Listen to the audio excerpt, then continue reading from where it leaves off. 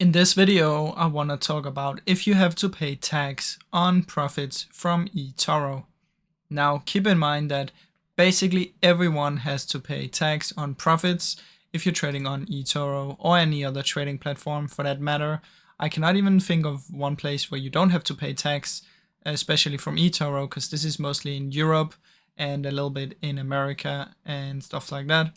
But eToro is mainly used in Europe. And I believe every country here and almost every country where eToro operates, you have to pay tax from the profits. Now keep in mind, this is only the profit that you actually withdraw on your account. So just keep that in mind. Now, I really hope this helped answer your question.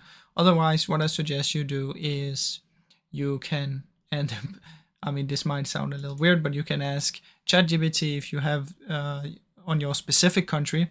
So if you're from any specific country, let's say Spain or something, you can ask them about their tax laws, and if you need to pay tax on that.